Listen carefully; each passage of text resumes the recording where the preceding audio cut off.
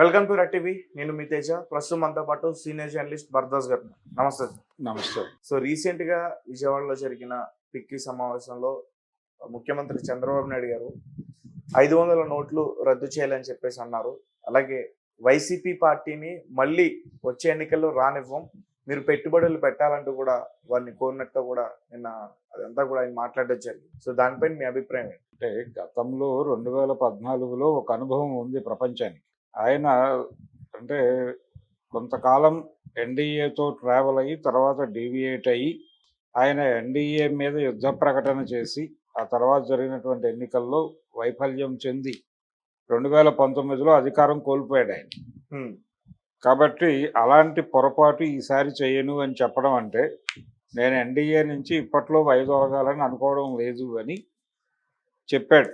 చెప్పి ఒక పిక్కి సమావేశంలో పాల్గొన్నటువంటి ఈ ఇన్వెస్టర్స్కు మరొకళ్ళకు భరోసా కల్పించడంతో పాటు ప్రపంచానికి కూడా ఒక సందేశం ఇచ్చేసాడు ఆయన. నేను ఎన్డీఏతోనే కొనసాగుతాను అని. ఆ మధ్యకాలంలో పవన్ కళ్యాణ్ ఒక మాట అన్నాడు, 15 ఏళ్ళు ఈ బంధం కనీసంగా కొనసాగాలి అని ఆకాంక్షిస్తున్నాను అని చెప్పాడు ఆయన. దాదాపు అదే ఆకాంక్షను చంద్రబాబు నాయుడు గారు నిన్న విజయవాడలో పిక్కి సమావేశంలో ప్రకటించినట్టుగానే భావించాలి. అంటే వచ్చే ఎన్నికల్లో కూడా మేము కలిసే పోటీ చేస్తాం, ఎట్టి పరిస్థితుల్లోనూ ప్రస్తుతానికైతే డీవియేషన్ లేదు. కానీ రేపు పొద్దున ఆయనకి అంటే ఆయన చెప్పిన మాట మీద నిలకడగా ఉంటాడు అని గ్యారంటీలు ఏం లేవు. రాజకీయాల్లో అభిప్రాయాలు మార్చుకునేవాడు పొలిటీషియన్ కానేరడు అన్నాడు గురజాడ అప్పారావు గారు. కాబట్టి అభిప్రాయాలు స్థిరంగా ఉంటాయా అనేది చెప్పలేం, కానీ ప్రస్తుతానికైతే ఆ ఒపీనియన్తో ఉన్నాడు ఆయన. ఆ ఒపీనియన్ని ప్రపంచంతో పంచుకొని ప్రపంచాన్ని కన్విన్స్ చేయాలని చూస్తున్నాడు. రేపు ఒకవేళ 4వ సారి ఎన్డీఏ ప్రభుత్వం కేంద్రంలో అధికారంలోకి రావటం కష్టం అనేటువంటి వాతావరణం సూచనలు బలంగా ఉంటే ఖచ్చితంగా చంద్రబాబు నాయుడు గారు ఎదురు తిరిగేటువంటి అవకాశం ఉంది.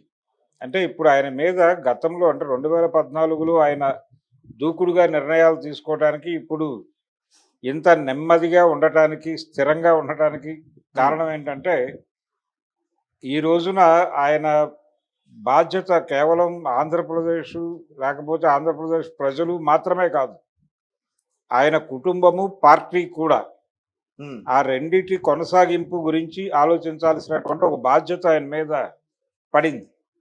ఆ బాధ్యతతో మాట్లాడుతున్నాడు ఆయన. బాధ్యతతో కూడినటువంటి స్టేట్మెంట్ ఇది. ఏది వచ్చే ఎన్నికల్లో మేము ఎట్టి పరిస్థితుల్లోనూ ఈ బంధనం నుంచి విడిపోయి నేను వేరుగా పోటీ చేయను అని చెప్పడం. అంటే తను తప్పుకుంటే జగన్మోహన్ రెడ్డితో ట్రావెల్ అవుతారు వీళ్ళు అనే విషయాన్ని కూడా ఆయన స్పష్టంగా చెప్పాడు. కేంద్రం ఆశీస్సులు లేకుండా, భారతీయ జనతా పార్టీ ఆశీర్వాదం లేకుండా ఎవరు ఇక్కడ ప్రభుత్వాలు నడపలేరు. 2019లో వారి ఆశీర్వాదం నా నుంచి జగన్ వైపు మరలింది, అందుకని జగన్ అధికారంలోకి వచ్చాడు.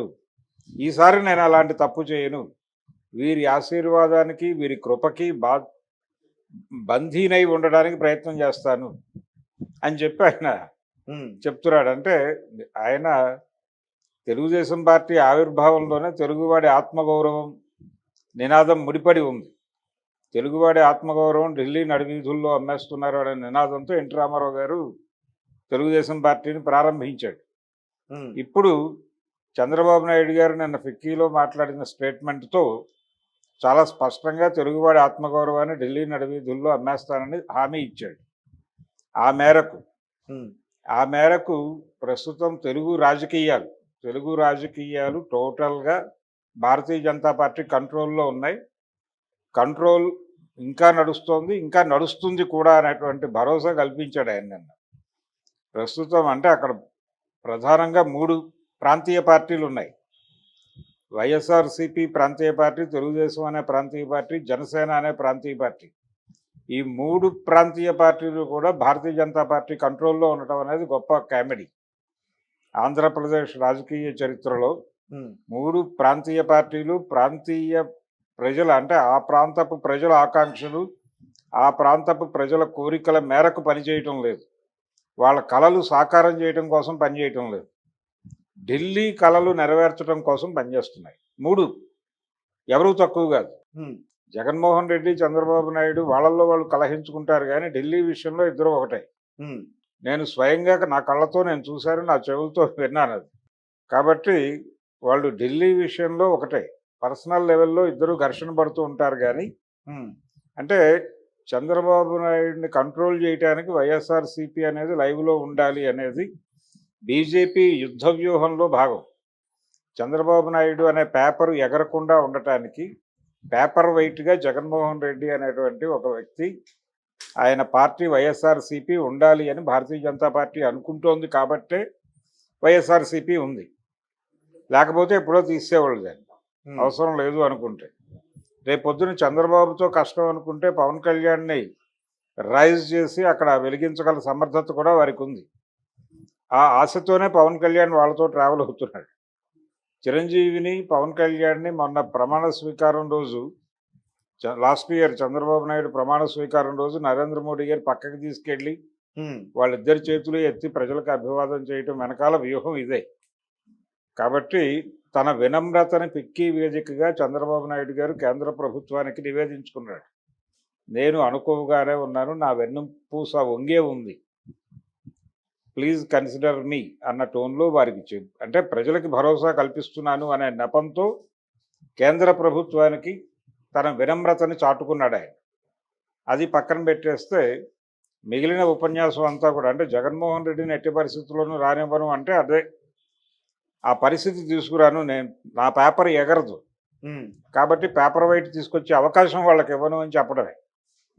దానికి భరోసా కల్పిస్తూ కూటమి ప్రభుత్వం కూటమితో కొనసాగుతాను, గతంలో చేసినటువంటి తప్పు పునరావృతం కాదని 3 వాక్యాలు చెప్పి ఉమ్, ఒక స్పష్టమైనటువంటి తన వైఖరిని ప్రకటించాడు ఆయన. అది బాగానే ఉంది. అలాగే దీనిలో భాగంగానే ఆయన మిగిలిన విషయాలు కూడా మాట్లాడాడు. పెట్టుబడులు రావాలి, పెట్టుబడులు రాకని జగన్మోహన్ రెడ్డి ఏదో అడ్డుకున్నట్టుగా ఎక్స్పోజ్ చేయడం అనేది ఒక ప్రోగ్రామ్గా జరుగుతోంది. అంటే వైసీపీ అధికారంలో ఉన్నప్పుడు కూడా రాష్ట్ర ప్రగతి కుంటుపడింది, పెట్టుబడులు రావడం లేదు, ఉపాధి కల్పన జరగడం లేదు, నిరుద్యోగం పెరుగుతోంది, ఇలాంటి విపరీతంగా ప్రజల్లోకి ఇన్ఫర్మేషన్ పంపు చేసే ప్రయత్నం చేశారు. ఉమ్, అంటే వదంతి యుద్ధం చేయడంలో చంద్రబాబు నాయుడు దిట్ట, పుకారు యుద్ధం బాగా చేయగలడు. విస్పరింగ్ క్యాంపెయిన్ అంటారు. ఆ విస్పరింగ్ క్యాంపెయిన్ గుసగుసల ప్రచారం చాలా అద్భుతంగా చేయగలడు, అది చేశాడు.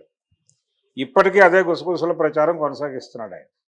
కొనసాగిస్తూ వైఎస్ఆర్సీపీ ఉన్న రోజుల్లో పెట్టుబడులు రాలేదు, రాష్ట్రం సర్వనాశనం అయిపోయింది, మీరు భయపడకండి, అలాంటి పరిపాలన రాదు, ఇంకా మీరు పెట్టుబడులు నిర్భీతిగా పెట్టండి, నేను చూసుకుంటాను అని చెప్పి ఆయన పెట్టుబడిదారులకు కూడా కార్పొరేట్లకి హామీ కల్పించాడు, హామీ ఇచ్చాడు.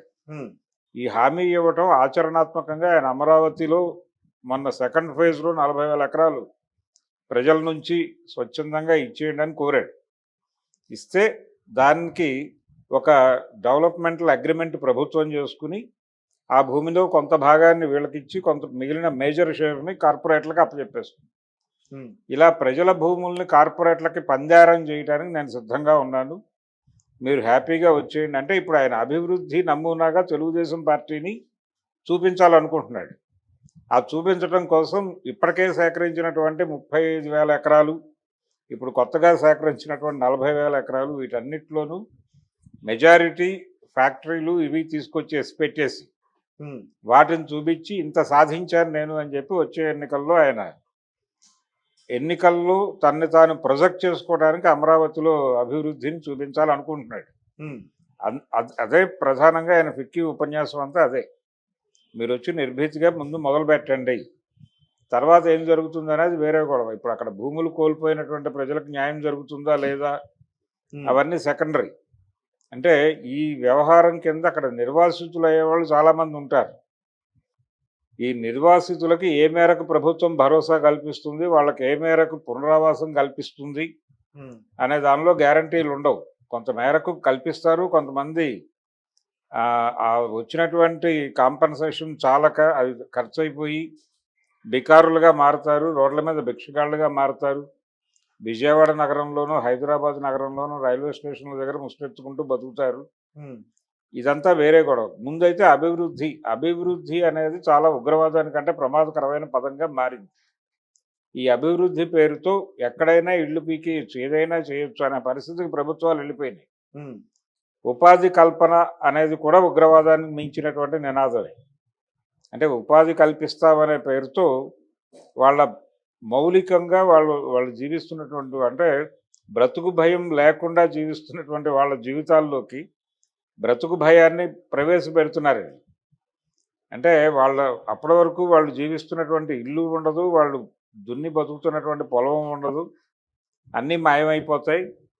ఏదో జరుగుతుంది, అక్కడ ఒక ఫ్యాక్టరీ వస్తుంది, వాళ్ళకి ఏదో కొంత ఇచ్చినట్టుగా ప్రభుత్వం వైపు నుంచి కొంత వచ్చినట్టుగా అనిపిస్తుంది, అది ఖర్చు అయిపోతుంది. కన్జ్యూమరిజం, మార్కెట్ ఎకానమీ, ఎవడి డబ్బులు వాడి జేబులో ఉండేవద్దు. డబ్బులు వేసిన మరుక్షణం 100 వ్యాపకాలు ముసురుతాయి. ఆ 100 వ్యాపకాల్లోకి డబ్బులు వెళ్ళిపోతాయి. జగన్మోహన్ రెడ్డి గారి సంక్షేమ పథకాల పేరుతో జనం జేబులో డబ్బులేసి అక్కడేమో మద్యం రేట్లు పెంచి ఈ డబ్బుల్ని అక్కడ కన్వర్ట్ చేసేసి ఇలా వేసి ఇలా తీసుకున్నాడు ఆయన ఉమ్, అని ఒక విమర్శ ఉంది. అది అందులో మెజారిటీ వాస్తవం ఉంది. కాబట్టి ఈ అభివృద్ధి, ఉపాధి కల్పన ఇవన్నీ ఏదో మన జీవితాల్లో స్వర్గాన్ని తీసుకొస్తాయనే భ్రమల నుంచి ప్రజలు నెమ్మదిగా బయటకు వస్తున్నారు. అంటే అనేక అభివృద్ధి దెబ్బలు తినేసి ఉన్నారు. అనేక ప్రాంతాల్లో అనేక అభివృద్ధి దెబ్బలు తినేసి అనేక ప్రాజెక్టుల కింద నిర్వాసితులైపోయి దిక్కుతోచని పరిస్థితుల్లో బతుకుతున్నటువంటి జనాల సంఖ్య పెరుగుతోంది. ఈ పెరుగుతున్న జనాల ప్రభావం కూడా స్టేట్ మీద ఉంది. అందుకని ఇప్పుడు అమరావతి నిర్మాణం కింద ఇప్పుడు అమరావతి డిమాండ్ చేస్తూ ఇంతకాలం ఉద్యమాలు చేసినటువంటి కొన్ని ఆర్గనైజేషన్స్ ఉన్నాయి. అక్కడ జేఏసీ అనే పేరుతోనూ రకరకాల పేర్లతోనూ కొంతమంది నాయకులు తయారయ్యారు. Pro Amaravati movement. ఈ ప్రో అమరావతి మూమెంట్ వాళ్ళందరూ కూడా అక్కడ నిర్వాసితులు కాకుండా చూసుకోవాల్సిన అవసరము, నిర్వాసితులకి న్యాయం జరిగేలాగా చూడటం. నిర్వాసితులు అంటే కౌలు రైతులు నిర్వాసితులు అయ్యారు ఒక దశలో. ఉమ్, ఇప్పుడు ఆ మొదటి ఫేజ్ 35,000 ఎకరాలు తీసుకున్నప్పుడు వ్యతిరేకంగా నిరాహార దీక్షలు చేసింది కౌలు రైతులే. వాళ్ళందరూ నిర్దాక్షిణ్యంగా రోడ్డు మీదకి గెంటేయబడ్డారు. వాళ్ళు ఏమైపోయారో తెలియదు. వాళ్ళలో చాలామంది బయట నుంచి వచ్చిన వాళ్ళు ఉన్నారు. ఉమ్, బయట నుంచి అంటే తెలంగాణ నుంచో మరో చోట నుంచో వలస వెళ్ళి అక్కడ భూములు సాగు చేసుకుని బతుకుతున్నటువంటి ముఖ్యంగా ఎస్టీలు ఉన్నారు. వాళ్ళందరూ వేరే ప్రాంతాలకు తరలి వెళ్ళిపోయారు కాబట్టి పెద్దగా ఇష్యూ కాలేదు.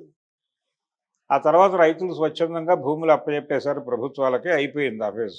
ఉమ్, ఇప్పుడు ఈ ఫేజ్లో కూడా నిర్వాసితులైనటువంటి కౌలు రైతులు ఉంటారు. వాళ్ళ జీవితాలకు భరోసా కల్పించాలి ఎవరు, ఈ ఉద్యమకారులు. అలాగే ఇంకో విధంగా అక్కడ ఇంకెవరూ నిర్వాసితులై ముష్టివాళ్ళుగా కాకుండా పరిరక్షించగలమనే కాన్ఫిడెన్స్ కనుక వీళ్ళు ఉద్యమకారులు ఇవ్వగలిగితే కొంతమేరకు ప్రజలు బాగుపడతారు. కాబట్టి చంద్రబాబు నాయుడు గారు కార్పొరేట్ రాజ్యం తీసుకురావడానికి నేను సాయశక్తులా కృషి చేస్తాను అని, అభివృద్ధి అనే పేరుతో కార్పొరేట్లకు తలుపులు తెరుస్తాను అని మరోసారి చెప్పాడు. 95 నుంచి అదే చెప్తున్నాడు ఆయన. ఇప్పుడు కూడా అదే చెప్పాడు. కొత్త స్టేట్మెంట్లు ఏం లేవు దీనిలో, పాత ప్రకటనలు తప్ప. అలాగే తన లొంగుబాటుతనాన్ని ప్రదర్శించుకున్నాడు. కేంద్రానికి వినమ్రుడనై ఉంటాను, నా మీద పేపర్ వెయిట్ పెట్టే అవకాశం వారికి కల్పించను, జగన్మోహన్ రెడ్డిని తద్వారా రాజకీయ నిరుద్యోగిని చేస్తాను అని జగన్కి వార్నింగ్ కూడా ఇచ్చాడు. నువ్వు ఎన్ని యుద్ధాలు చేసినా, ఎన్ని కాన్వాయిలు పెట్టుకున్నా, ఎన్ని ప్రజా ప్రదర్శనలు చేసినా నువ్వు అధికారంలోకి రావు. ఎందుకంటే అసలు ఇక్కడ ఎవడు అధికారంలోకి రావాలి అనేది డిసైడ్ చేసేది జనం కాదు. ఢిల్లీలో ఉన్నటువంటి ప్రభుత్వం, ఢిల్లీలో ఉన్నటువంటి భారతీయ జనతా పార్టీ కార్యాలయంలో డిసైడ్ అవుతుంది ఎవడు అధికారంలోకి రావాలి అని. కాబట్టి వాళ్ళకి నేను వినమ్రుడనై ఉన్నాను కాబట్టి ఎట్టి పరిస్థితుల్లోనూ నువ్వు రావు అని ఒక వార్నింగ్ కూడా జగన్మోహన్ రెడ్డికి పడేశారు.